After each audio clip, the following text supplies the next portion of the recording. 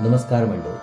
आज आपण सार्थ श्रीमद दासबोध दशक 7 त्यातील समास 7व्याचं वाचन करणार आहोत, ज्याचं की शीर्षक आहे साधन प्रतिष्ठा निरूपण. चला तर मग संकीर्तनाने सुरुवात करू. जय जय राम कृष्ण हरी, जय जय राम कृष्ण हरी, जय जय राम कृष्ण हरी, जय जय राम कृष्ण हरी, जय जय राम कृष्ण हरी, जय जय राम कृष्ण हरी, जय जय राम कृष्ण हरी, जय जय राम कृष्ण हरी. जय श्रीराम. जय जय रघुवीर समर्थ. चला तर मग सुरुवात करूया. सार्थ श्रीमद दासबोध दशक 7 समास 7वा साधन प्रतिष्ठा निरूपण. प्रपंचापासून परमार्थाला वेगळे काढायचे असेल तर ज्ञानाचा अभ्यास करायला हवा. प्रपंचात काय आणि परमार्थात काय ज्ञानानेच ध्येय साध्य होते. पण प्रपंचातील ज्ञान व परमार्थातील ज्ञान यांच्यामध्ये मूलतः भेद आहे. प्रापंचिक ज्ञान ज्ञाता आणि ज्ञेय या दोन चाकांवरच चालते. पारमार्थिक ज्ञान ज्ञाता ज्ञेयाशी तदाकार झाल्याने एका चाकावरच चालते. या दोन ज्ञानाचे स्वरूप, क्षेत्र व फल भिन्न आहे. पण ज्यावेळी आपण नित्याच्या सवयीने प्रापंचिक ज्ञान परमार्थामध्ये वापरण्याचा प्रयत्न करतो, आग्रह धरतो, त्यावेळी विपरीत ज्ञान उत्पन्न होते.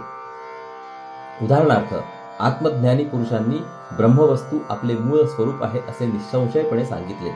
मग ती कशी आहे याची आपण कल्पना करू लागतो.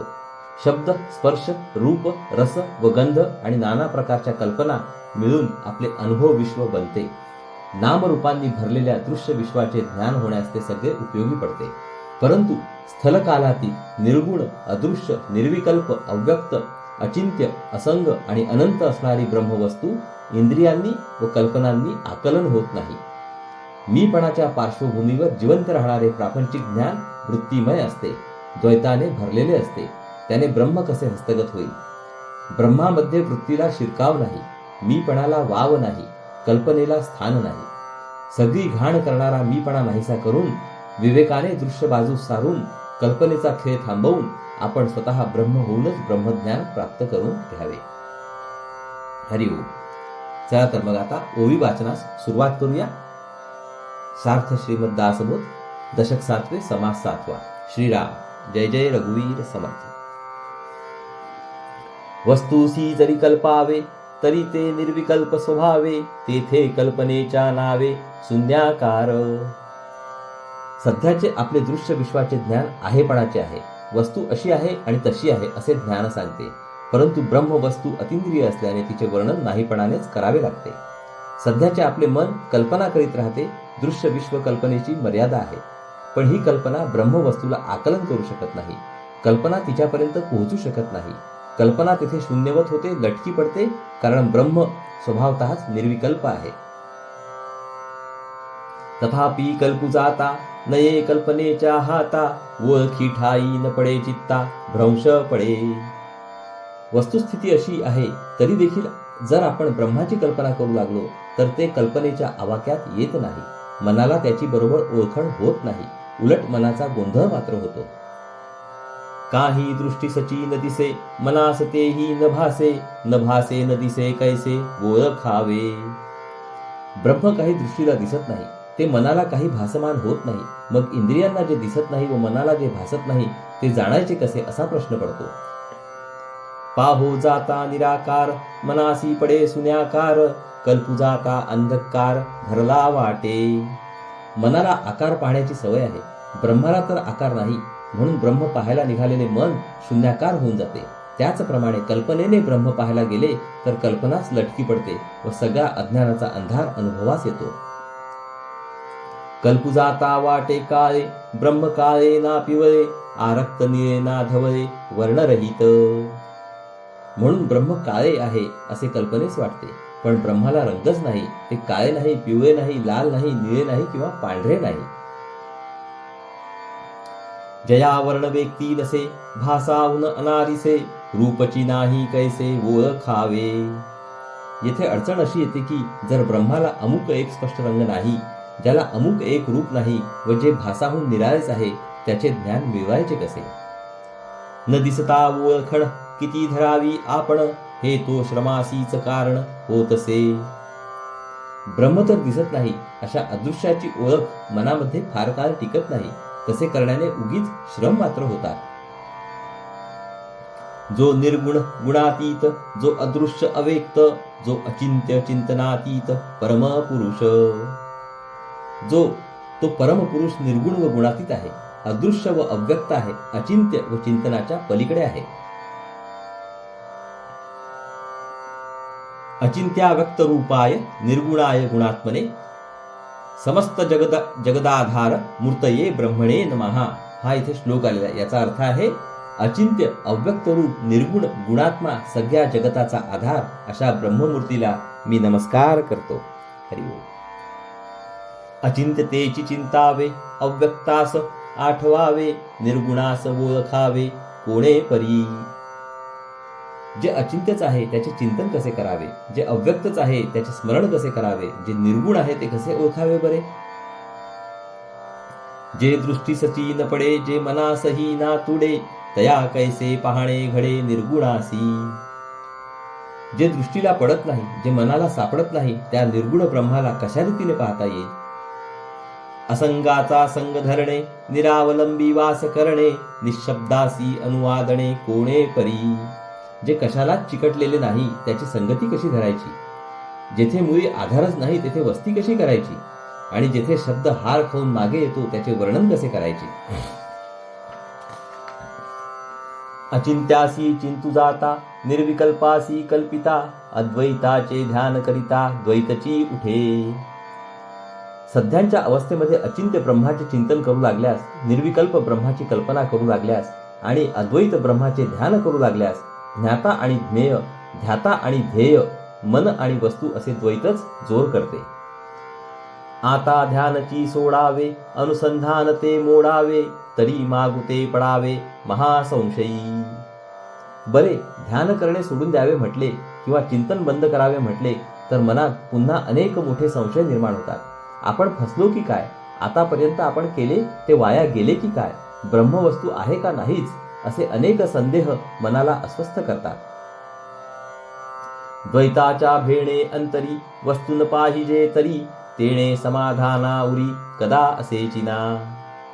ब्रह्मचिंतन किंवा ब्रह्मध्यान करायला जावे तर द्वैत निर्माण होते, ते होऊ नये म्हणूनच ब्रह्मध्यान किंवा चिंतन करणे सोडून दिले तर मग समाधान प्राप्त होण्याचा संभवच उरत नाही. सवे लाविता सवे पडे, सवे पडता वस्तू आतुडे, नित्यानित्य विचारे घडे समाधान. मनाला जशी सवय लावावी तशी लागते. ब्रह्मचिंतनाची सवय जर मनाला लाविली तर कालांतराने ब्रह्मसाक्षात्कार होईल. त्याच्या जोडीला नित्यानित्य विचार ठेवला तर समाधान प्राप्त होईल. दृश्य चिंतन सोडून ब्रह्मचिंतन मनाकडून करवून घ्यावे, हाच राजमार्ग आहे. आपले मन दृश्यातून निर्माण झालेले आहे, शिवाय आपण त्यास दृश्याचेच चिंतन करण्याची दृढ सवय लावली आहे. याचा परिणाम असा होतो की दृश्य वस्तू समोर धरल्याखेरीज मन चिंतन करू शकत नाही. असे चिंतन करायला लागले की चिंतन करणारा मी आणि चिंतनाची वस्तू असे द्वैत उपसते. बरे, चिंतनाला वस्तू ठेवली नाही तर मन शून्याकार होते, तेथे अहंभाव कायम राहतोच. म्हणूनच ते काही ब्रह्मचिंतन नव्हे. देहबुद्धीचा मी कायम असेपर्यंत मन सारखे वृत्ती निर्माण करते आणि निवृत्ती झाल्याखेरीज ब्रह्मचिंतन घडत नाही. वृत्तीमय छोट्या मनामध्ये अनंत ब्रह्मे कसे काय मावणार, ते शक्य नाही. वस्तू चिंतिता द्वैत उपजे, सोडी करिता काहीच नुमजे, शून्यत्व संदेही पडिजे विवेके विण. आपण जेव्हा वस्तूंचे चिंतन करतो तेव्हा चिंतन करणारा मी आणि चिंतनाची वस्तू असे द्वैत उपसते. पण या कारणासाठी चिंतन करणेच जर सोडून दिले तर काहीच साधणार नाही, घडणार नाही, काही प्रगती होणार नाही. विवेक सोडून दिला तर शून्यपणा येऊन अनेक संशय निर्माण होतील. म्हणून विवेक धरावा, ज्ञाने प्रपंच सारावा, अहंभाव ओसरावा, परितो ओसरेना. म्हणून आत्मानात्म विवेक तर करावाच, त्यातून उपजणाऱ्या सारथ ज्ञानाने दृश्य प्रपंच मनातून बाजूस सारावा. हे करता येईल, पण अंतर्यामी वास करणारा अहंभाव काही केल्या क्षीण पावत नाही. परब्रह्म ते अद्वैत, कल्पिताच उठे द्वैत, तेथे हेत आणि दृष्टांत काहीच नचले. वास्तविक परब्रह्म अद्वैत आहे. अहंपणा ठेवून त्याबद्दल कल्पना करू लागले की द्वैतच उपसते. द्वैताच्या क्षेत्रातील कार्यकारण आणि दृष्टांत परब्रह्माला लागू पडत नाहीत. ते आठविता विसरिजे का ते विसरोनी आठविजे जाणोनिया नेणिजे परब्रह्म ते. परब्रह्म कसे आहे ते पहा. त्याचे स्मरण करण्यास स्वतःस विसरावे लागते.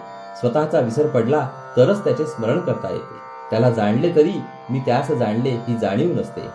आठवणे, विसरणे किंवा जाणणे, नेणणे हे देहबुद्धीच्या अनुभव क्षेत्रामधील मनाचे व्यापार आहेत. त्या वृत्ती आहेत.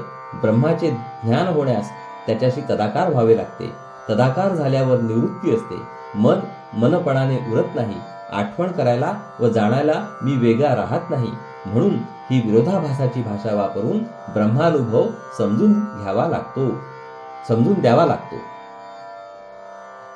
त्यास न भेटता होये भेटी, भेटो जाता पडे तुटी, ऐसे हे नवल गोष्टी मुकेपणाची. मी ब्रह्माची भेट घेतो अशा भूमिकेने त्याची भेट मोडते आणि भेट घेत असता मी भेट घेतो हे भान नसते. ब्रह्माचा अनुभव हा असा विलक्षण आहे. त्याबद्दल काही बोलताच येत नाही.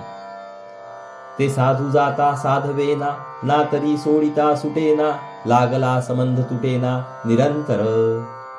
मी ब्रह्म साधतो अशा मीपणाने साधन करणाऱ्याला ते साधत नाही.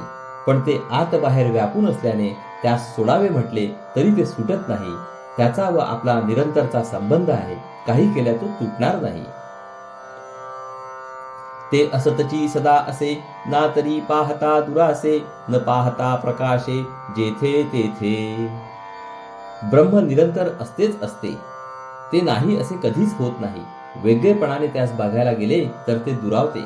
तसे न बघितले तर जिकडे तिकडे त्याचाच प्रकाश भासमान होतो. जेथे उपाये तोची अपाये आणि अपाये तोची उपाये, हे अनुभवे विणकाये उमजो जाणे. द्वैतामध्ये सफल होणारे उपाय ब्रह्माच्या बाबतीत अपाय ठरतात. तसेच द्वैतामध्ये विफल होणारे अपाय ब्रह्माच्या बाबतीत उपाय ठरतात. या गोष्टी अर्थात अनुभवाखेरीज आकलन होणार नाहीत. द्वैतामध्ये मीपणाने साधन केले तरच साध्य पदरात पडते. ब्रह्माच्या बाबतीत मीपणाचे साधनच प्राप्तीच्या आड येते. द्वैतामध्ये वृत्तीरहित होऊन कर्म थांबले तर जीवन यात्रा देखील चालणार नाही. ब्रह्माच्या बाबतीत निवृत्ती होऊन कर्म नामशेष झाले की तत्काल तदाकार होता येते. ते नुमजताच उमजे, उमजोन काहीच नुमजे, ते वृत्ती वीण पाविजे निवृत्ती पद. ब्रह्म काही समजत नाही असे खरे अगदी आतून वाटते त्यावेळी ते समजते. मला ब्रह्म समजले असे वाटते त्यावेळी ते मुळीच समजलेले नसते. संपूर्ण वृत्ती रहित बनले म्हणजे निवृत्ती ब्रह्मपद प्राप्त होते. ते ध्यानी धरिता नये, चिंतनी चिंतावे ते काये, मनामध्ये न समाये परब्रह्म ते. ब्रह्माचे ध्यान धरता येत नाही कारण ध्यान करणे ही मनाची वृत्तीच आहे. त्याचे चिंतन करता येत नाही कारण ते संपूर्ण गुणरहित आहे. दृश्याच्या म्हणजे स्थलकालांच्या मर्यादांमध्ये वावरणाऱ्या मनामध्ये स्थलकालातीत अनंत ब्रह्म मावणे शक्य नाही. त्यास उपमे द्यावे जग, तरी ते निर्मळ निश्चय, विश्व बुडाले सकळ, तरी ते कोरडेची असे. ब्रह्म पाण्यासारखे आहे असे म्हणावे तर ती उपमा अपुरी पडते. ब्रह्म अत्यंत निर्मल व निश्चल आहे. सबंध विश्व जरी पाण्यात बुडाले व भिजले तरी ब्रह्म भिजणार नाही, ते कोरडेच राहील.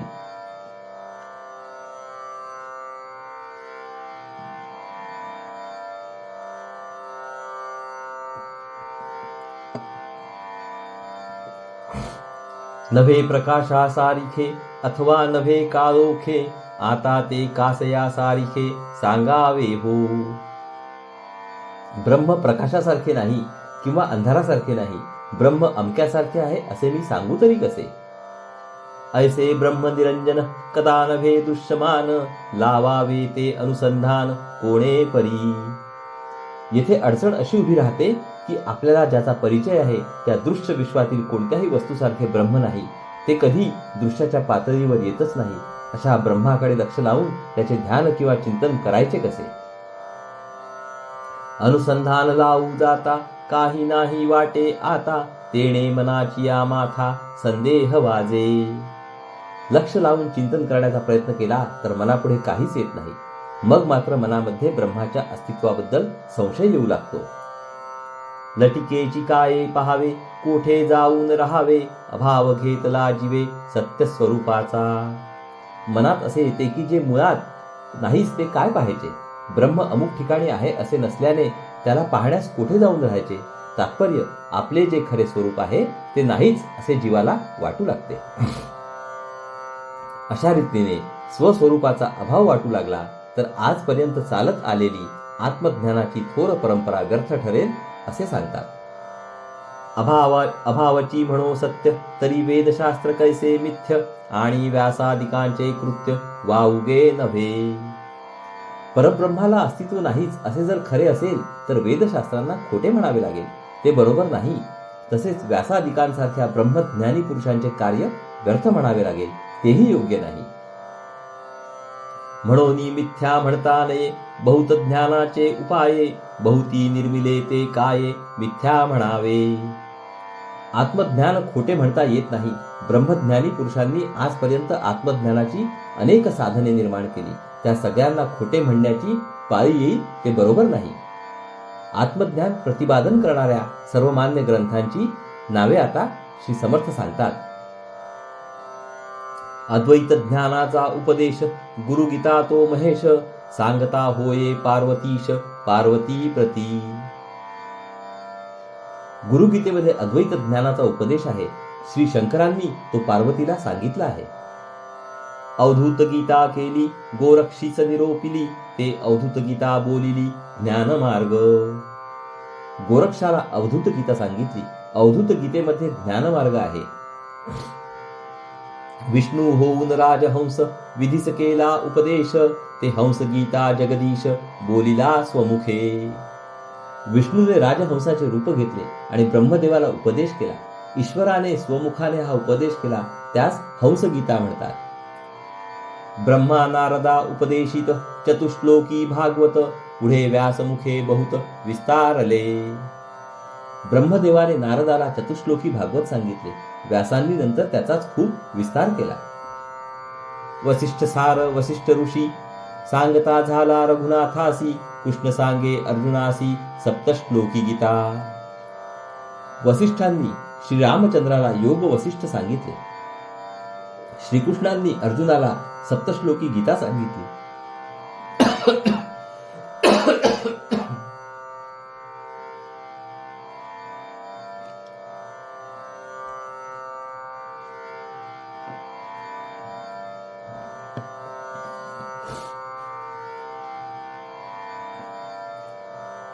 ऐसे सांगावे ते किती, बहुत ऋषी बोलिले बहुती, अद्वैत ज्ञान आदि अंती सत्याची असे.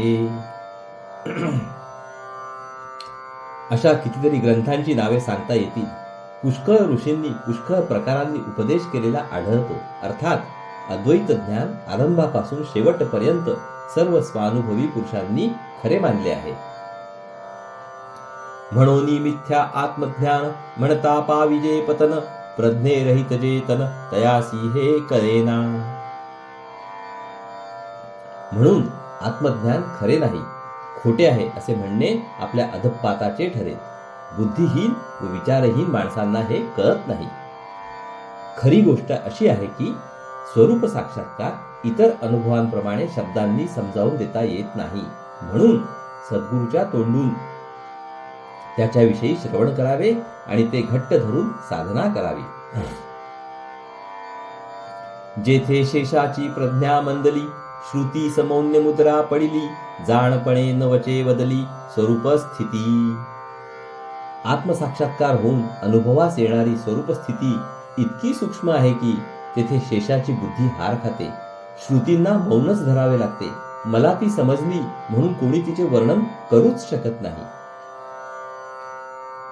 आपणास नुमजे बरवे, म्हणून मिथ्या कैसे करावे, ना तरी सदृढ धरावे सद्गुरु मुखे. स्वरूपस्थिती कशी आहे हे आपल्याला नीट समजत नाही, म्हणून ती खरी नाहीच असे म्हणणे योग्य नाही. स्वतःला त्या स्थितीचे आकलन होत नसेल तर सद्गुरूच्या मुखाने त्याविषयी श्रवण करावे आणि ते मनामध्ये दृढपणे धरून साधन करावे. देहबुद्धीच्या पोटी जन्म घेणारा मीपणा सगळी भानगड उत्पन्न करतो. तो खऱ्याचे खोटे व खोट्याचे खरे करतो. तो नाना प्रकारचे संदेह निर्माण करतो. तो प्रपंच करू देत नाही व परमार्थ चालू देत नाही. पुष्कळ प्रयत्न करून सुद्धा तो नाहीसा होत नाही. तो नाहीसा करण्यात साधूची खरी कमाल असते. मीपणा सोडून राहतो तोच खरा समाधानी बनतो. मिथ्यतेची सत्य झाले, सत्य असून मिथ्य केले, संदेह सागरी बुडाले अकस्मात मन. देहबुद्धीमुळे जे दृश्य खोटे आहे ते खरे वाटते, जे ब्रह्म खरे आहे ते खोटे वाटते. नाना प्रकारच्या असंख्य संशयांमध्ये मन गटांगळ्या खात राहते. मनास कल्पायाची सवे, मने कल्पिले ते नव्हे, तेणे गुणे संदेह धावे, मीपणाचे निपंथे. उगीच कल्पना करायची मनाला सवय लागली आहे, पण मन जी जी कल्पना करते ते ब्रह्मस्वरूप नव्हे अशा रीतीने कल्पना लटकी पडली की मीपणा जोर करतो व मग नाना संशय मनात धुमाकूळ घालतात. तरी तो पथची मोडावा, मग परमात्मा जोडावा, समूळ संदेह तोडावा, साधूचे निसंगती. म्हणून मीपणाचा जो मार्ग आहे तो समूळ भंग करून टाकावा, मग परमात्म स्वरूपाशी तदाकार होता येते. सत्पुरुषांच्या संगतीने संदेह वृत्ती मुळासकट उपटून टाकावी. मी पण शस्त्र तुटेना, मी पण फोडिता फुटेना, मी पण सोडिता सुटेना, काही केल्या. या मीपणाचे स्वरूप मोठे विलक्षण आहे. मी पण शस्त्राने तोडता येत नाही. दगड फोडून टाकावा तसे मी पण फोडता येत नाही. मी पण सोडण्यासाठी खूप प्रयत्न केला तरी ते सुटता सुटत नाही. मीपणे वस्तू ना कळे, मीपणे भक्ती मावळे, मीपणे शक्ती गळे वैराग्याची. बरे, या मीपणाचे परिणाम मात्र फार भयंकर असतात. मीपणामुळे परमात्म वस्तू आकलन होत नाही, ब्रह्मवस्तूचा साक्षात्कार होत नाही. मीपणामुळे भक्ती नाहीशी होते. भगवंताच्या इच्छेमध्ये आपली इच्छा मिसळून जाणे हे भक्तीचे वर्म आहे. मीपणा आला की आपली इच्छा वेगळी पडते, त्यामुळे भक्ती मावळते. मीपणाने वैराग्याचा शक्तिपात होतो. वैराग्य ही मनाची निरासक्त दशा आहे. मीपणा आला की वासना निर्माण होऊन जीव दृश्य पदार्थांना मनाने चिकटतो. तसा तो चिकटला की आपोआप बांधला जातो. बंधनाने स्वातंत्र्य गमावले की जीवाला जडत्व येते व त्याचे बळ आपोआप कमी होते. मीपणे प्रपंच न घडे, मीपणे परमार्थ बुडे, मीपणे सकलही उडे, येश कीर्ती प्रताप. मीपणाने अभिमान, गर्व, ताठा किंवा अहंकार येतात. त्यामुळे प्रपंच देखील नीट घडत नाही. मग मीपणाने परमार्थ बुडतो हे नवल नाही. अत्यंत सूक्ष्म बनून स्वस्वरूपाशी निकट स्पर्श करणे याचे नाव परमार्थ होय. मीपणाने जीव दृश्याकडे खेचला जातो, म्हणून तो स्वस्वरूपापासून दूर जातो. अर्थात त्यामुळे परमार्थ बुडतो. यश, कीर्ती व प्रताप या साऱ्या गोष्टी मीपणामुळे नाश पावतात. मीपणे मित्री तुटे, मीपणे प्रीती आटे, मीपणे लिगटे अभिमान अंगी. मीपणाने मित्रांमधील स्नेह नाहीसा होतो. मीपणाने आपापसामधील प्रेम कमी होते. मीपणामुळे माणसाच्या अंगी अभिमान चिकटतो.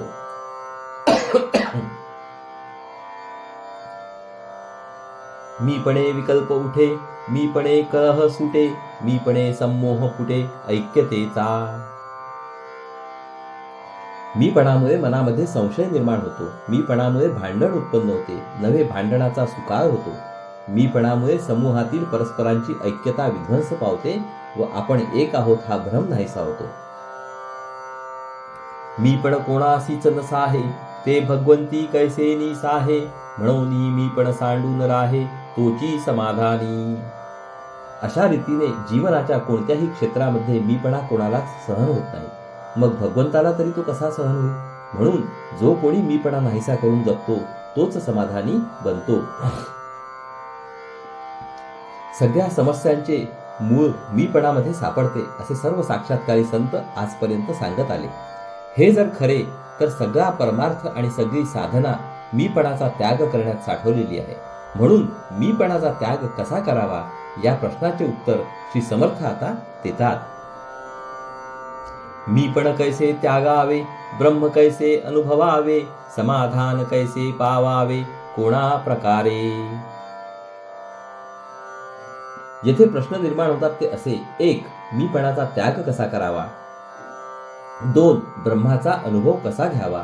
3. कोणत्या प्रकारे समाधान पावावे? मी पण जाणोनी त्यागावे, ब्रह्म होऊन अनुभवावे, समाधान ते पावावे निसंगपणे. या 3 प्रश्नांची उत्तरे अशी.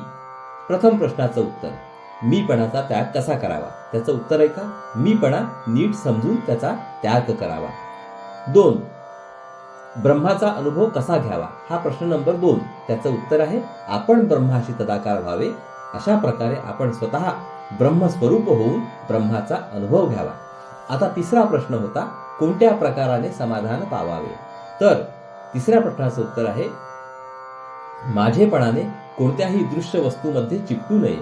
अशा संगरहित मनाला समाधानाचा अनुभव येतो. मीपणाचा त्याग होण्यासाठी विवेकाची गरज असते. ब्रह्मानुभव येण्यासाठी समरसतेची आवश्यकता असते आणि समाधान पावण्यासाठी निर्वासनेची आवश्यकता जरूर लागते. आणिक एक समाधान, मीपणे वीण साधन, करू जाणे तोची धन्य समाधानी. समाधानाचे आणखी एक रहस्य आहे. ते असे की साधना तर चालू आहे, परंतु तिच्यात मीपणा नाही. मी साधना करतो ही भावना नाही. अशा युक्तीने जो साधना करतो त्याचे समाधान औरच असते. तो खरोखरच धन्य होय. देहबुद्धी असते तोपर्यंत मीपणा असतोच. मीपणा असतो तोपर्यंत मी साधना करतो ही भावना असते. साधनेमध्ये वाढ होत चालली की मीपणा क्षीण होत जातो. देहबुद्धी क्षय पावू लागते. मग मी साधना करीत नाही, तो ती माझ्याकडून करवून घेतो अशी भावना दृढ होऊ लागते. साधना परिपक्व झाली की ती यथास्थित चालू राहून सुद्धा साधक मीपणाने उरत नाही. तो स्वस्वरूपाशी तदाकारच होऊन राहतो. राम हमारा जप करे, हम बैठे आराम, असं कबीर म्हणतात. अशी ती विलक्षण अवस्था असते. त्या अवस्थेतील समाधान काही निराळेच आहे. मी तो ब्रह्मची झालो स्वतः, साधन कोण करील आता, ऐसे मनी कल्पू जाता, कल्पनाची उठे. समजा साधन करता करता एखादा साधक स्वस्वरूपाकार झाला. मी तर आता स्वतः ब्रह्म झालो, मला साधनाची जरूर काय, असे जर तो म्हणू लागला तर, असा संकल्प जर त्याच्या मनात आला तर तो कल्पनेच्याच प्रांतामध्ये पडेल.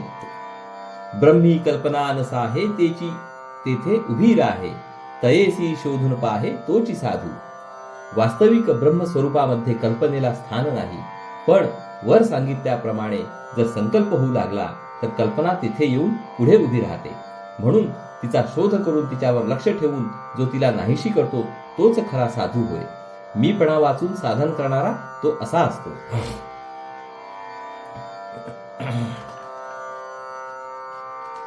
निर्विकल्पासी कल्पावे, परिकल्पिते आपण न व्हावे, मीपणासी त्यागावे येणे रीती. निर्विकल्पाची कल्पना तर करावीच, पण मी कल्पना करतो अशी देहबुद्धीची भावना तेथे असू नये. अशा रीतीने मीपणाचा त्याग करावा. संतांचे सांगणे असे आहे की अविद्येच्या छायेखाली जोपर्यंत जीव वावरतो तोपर्यंत त्याच्या मनाचे व्यापार, स्मृती, लक्ष, विचार, भावना व कल्पना आकुंचित मीपणात केंद्रित असतात. या कारणाने ब्रह्मस्वरूप जाणण्यास ते कुचकामाचे ठरतात. इतकेच नव्हे तर ते ब्रह्माचे विपरीत ज्ञान निर्माण करतात. परंतु जीव जेव्हा ब्रह्मकेंद्रित बनतो तेव्हा तेच मनाचे व्यापार विद्येच्या छायेखाली कार्य करू लागतात. ब्रह्माशी साक्षात स्पर्श होऊन त्यांना विशालता येऊ लागते. उदाहरणार्थ, विचार करता करता मी विचार करतो ही द्वैताची अवस्था जाते आणि मी स्वरूपात विलीन होऊन विचार मात्र चालतो. कल्पनेचे असेच घडते. साधनाचे पण असेच होते. या अवस्थेमध्ये प्रतिभा जागी होऊन साक्षात्काराची पूर्वतयारी सिद्ध होते. या ब्रह्मविद्येच्या लपणी काहीच नसावे असोनी, दक्ष आणि समाधानी तोची हे जाणे. इतर विद्या आणि ब्रह्मविद्या यामध्ये फरक आहे. इतर विद्यांमध्ये जाणणारा ज्ञाता सारखा हजर राहून वेगळेपणाने जे जाणायचे ते ज्ञेय जाणण्याचा प्रयत्न करतो. परंतु ब्रह्मविद्येमध्ये जाणणारा ज्ञाता जे जाणायचे ज्ञेय असते त्यामध्ये जाऊन लपतो, विलीन होतो आणि पुन्हा वेगळेपणाने प्रगट होतो. म्हणून ब्रह्मविद्या म्हणजे एक लपंडाव आहे. या विद्येमध्ये दिसायला तर आपण मीपणाने असावे, पण खऱ्या अर्थाने संपूर्ण नसावे. जो कोणी तत्पर आहे व समाधानी आहे त्यालाच हे कळेल. जयासी आपण कल्पावे, तेची आपण स्वभावे, येथे कल्पनेच्या नावे शून्य आले. ज्या ब्रह्मस्वरूपाची कल्पना आपण करायची ते स्वरूपच जर आपण स्वतः झालो तर मग कल्पना आपोआपच शून्यवत होऊन जाते. पदी होऊन चलो नये करावे साधन उपाये तरीच सापडे सोये अलिप्तपणाची. आपण ब्रह्मस्वरूप आहोत हे आपले मूळचे पद होय. तिथून बाजूला न होता आपण साधना करण्यास शिकावे. हे जर साधले तरच अलिप्तपणाची युक्ती स्वाधीन होते. सर्व काही करून कशात न सापडण्याची, मीपणाने न गुंतण्याची कला ही अलिप्तपणाची युक्ती होय. राजा राजपदी असता उगीच चाले सर्व सत्ता साध्यची होऊन तत्वता साधन करावे. राजा राजपदावर आरूढ होतो, मग तो स्वतः प्रत्यक्ष काही न करता त्याची सत्ता जिकडे तिकडे चालते. त्याचप्रमाणे आपण साध्यरूप व्हावे, ब्रह्मस्वरूप बनावे आणि नंतर साधना आपोआप घडू द्यावी. साधन आले देहाच्या माथा आपण देह नव्हे सर्वता ऐसा करुनी अकर्ता सहजची झाला. साधनेचा संबंध दृश्याशी व देहाशी असतो आणि मी देह नाही, मी ब्रह्मस्वरूप आहे असा साधकाचा प्रत्यक्ष अनुभव असतो. म्हणून सर्व काही करून देखील त्याचे अकर्तेपण जसेच्या तसेच शिल्लक उरते. देह आपण ऐसे कल्पावे तरीच साधन त्यागावे देहातीत असता स्वभावे देह कैचा. आपण देह आहोत ही भावना जोपर्यंत असते तोपर्यंत साधन करणे किंवा सोडणे या क्रियांना अर्थ असतो. परंतु आपण देहातीत आत्मस्वरूप आहोत अशी प्रचिती आल्यावर देहाचे स्मरणच उरत नाही. तेथे साधन करणे किंवा सोडणे हे उरत नाही. ना ते साधन ना ते देह आपला आपण निसंदेह देहीच असो न विदेह स्थिती ऐसी. ब्रह्मस्वरूप झाल्यामुळे जो पूर्णपणे संदेह रहित होतो त्याला ना देहाचे भान उरते ना साधनाची आठवण राहते. देहांत असून विदेह अवस्था भोगणे ते हेच होय.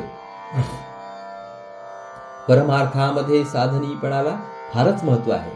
साधना चांगली चालून प्रचिती येऊ लागली की साधनेमध्ये ढिलेपण येते, ते प्रगतीच्या आड येते. परंतु याही पेक्षा साधना परिपक्व होऊन स्वरूप साक्षात्कार झाला म्हणजे साधना सुटते. तसे होणे अधिक नुकसानकारक असते. साधने विण ब्रह्म होता लागो पाहे देह ममता आळस प्रबळे तत्वता ब्रह्मज्ञान विसे. चिकाटीने व सातत्याने उत्तम साधना झाल्याखेरीज जर ब्रह्माकारता प्राप्त झाली तर देहाचे ममत्व चिकटण्याचा संभव असतो. तसेच ब्रह्मज्ञानाच्या नावाखाली आळस बळावतो. परमार्थ मिसे अर्थ जागे ध्यान मिसे निद्रा लागे मुक्ती मिसे दोष भोगे अनर्गलता. परमार्थाच्या नावाखाली स्वार्थाचा व्यवहार होतो, ध्यानाच्या नावाखाली झोप लागते आणि मुक्तपणाच्या नावाखाली स्वैराचार अंगी बोकाळतो. निरूपण मिसे निंदा घडे संवाद मिसे विवाद पडे उपाधी मिसे येऊन जडे अभिमान अंगी. निरूपणाच्या निमित्ताने निंदा करण्याकडे मन धावते, सुखसंवादाच्या नावाखाली वादविवाद करण्याची प्रवृत्ती होते आणि व्याप वाढल्याने अभिमान अंगी चढतो. तैसा ब्रह्मज्ञान मिसे आळस अंतरी प्रवेशे म्हणे साधनाचे पिसे काये करावे. असा मनुष्य म्हणू लागतो की ब्रह्मज्ञान झाल्यावर साधनाचे वेळ घेऊन करायचे काय, अर्थात ब्रह्मज्ञानाच्या नावाखाली त्याच्या अंगामध्ये आळस शिरतो. आता इथे एक श्लोक आलेला आहे, त्याचा आपण अर्थ जाणून घेऊया. किम करोमि क्व गच्छामि किम गृह्णामि त्यजामि किम आत्मना पुरितम सर्वम महाकल्पांबुना यथा. याचा अर्थ आहे, कल्पांत आला की महाप्रलय होतो, त्यावेळी जिकडे तिकडे पाणी भरून जाते. त्याचप्रमाणे आत्मा सर्व ठिकाणी भरलेला आहे. मग मी काय करू, कोठे जाऊ, काय घेऊ आणि काय सोडू. वचन आधारी लाविले जैसे शस्त्र फिराविले स्वतः हाणून घेतले जयापरी. समजा एखाद्या माणसाने स्वतःच्या हातामध्ये असलेले हत्यार स्वतःवरच चालविले तर तसे करण्याने तो स्वतःच आपला घात करून घेतो. त्याचप्रमाणे वरील श्लोकासारखी वचने आपल्या वागण्यास आधार घेऊन माणूस आपणच आपला घात करून घेतो. तैसा उपायाचा अपाये विपरीतपणे स्वहित जाये साधन सोडिता होये मुक्तपणे बद्ध. उपायाचा अपाय होतो तो असा, उलटेपणाने वागले असता माणूस स्वहिताला मुक्तो. माणसाने साधन सोडले तर त्याचे मुक्तपणच त्याच्या बंधनाला कारण होते. साधन करिताच सिद्धपण हातीचे जाईल निघोन तेणे गुणे साधन करूच नावडे. आपण जर साधन केले तर आपले सिद्धपण अंतरेल या भयाने त्याला साधन करावेसे वाटत नाही. लोक म्हणती हा साधक, हेची लज्जा वाटे एक, साधन करीती ब्रह्मादिक, हे ठाऊके नाही. साधन केले तर हा सिद्ध नाही साधक आहे असे लोक म्हणतील. त्या म्हणण्याची फार लाज वाटते. पण याला हे माहीत नसते की ब्रह्मादिक देव देखील साधन करतात. आता असो हे अविद्या, अभ्यास सारणी विद्या, अभ्यासे पाविजे अद्या पूर्ण ब्रह्म. आतापर्यंत सांगितले ते सगळे देहबुद्धीचे किंवा अविद्येचे चित्र आहे. जो अभ्यास करतो त्याच्याच मागे विद्या जाते. केवळ अभ्यासानेच किंवा साधनानेच सर्वांचे मूळ असलेले ब्रह्म हस्तगत होते. अभ्यास करावा कवण, ऐसा श्रोता करी प्रश्न, परमार्थाचे साधन बोलिले पाहिजे. हे ऐकून श्रोता प्रश्न विचारतो की कोणता अभ्यास करावा, परमार्थाचे साधन आम्हाला सांगावे. याचे उत्तर श्रोतयासी, दिधले पुढिले समासी, निरोपिले साधनासी परमार्थाच्या. या प्रश्नाचे उत्तर पुढील समासामध्ये दिले आहे. परमार्थाचे साधन कसे करावे हे तेथे नीट सांगितले आहे. इति श्री दासबोधे गुरुशिष्य संवादे साधन प्रतिष्ठा निरूपण नाम समास 7वा संपूर्णम. अशा प्रकारे आपले श्रोत्यांनो सार्थ श्रीमद दासबोध मधले दशक 7व्यातला समास 7व्याचं वाचन पूर्ण झालेलं आहे. हरि ओम तत्सत, हरि ओम तत्सत, हरि ओम तत्सत. हरे कृष्ण कृष्ण कृष्ण हरे हरे, हरे राम राम राम हरे हरे, हरे कृष्ण कृष्ण कृष्ण हरे हरे, हरे राम राम राम हरे हरे, हरे कृष्ण कृष्ण कृष्ण हरे हरे, हरे राम राम राम हरे हरे, हरे कृष्ण कृष्ण कृष्ण हरे हरे, हरे राम राम हरे हरे, हरे कृष्ण कृष्ण कृष्ण हरे हरे, हरे राम राम हरे हरे, हरे कृष्ण कृष्ण कृष्ण हरे हरे, हरे राम राम हरे हरे, हरे कृष्ण कृष्ण कृष्ण हरे हरे, हरे राम राम हरे हरे, हरे कृष्ण कृष्ण कृष्ण हरे हरे, हरे राम राम हरे हरे. जय योगेश्वर श्री कृष्ण की जय हो. जय श्रीराम, जय श्रीराम, जय जय रघुवीर समर्थ. चला तर मंडळी पुढील भागात परत भेटू. नमस्कार. हरिओम हरिओम हरिओम हरिओम.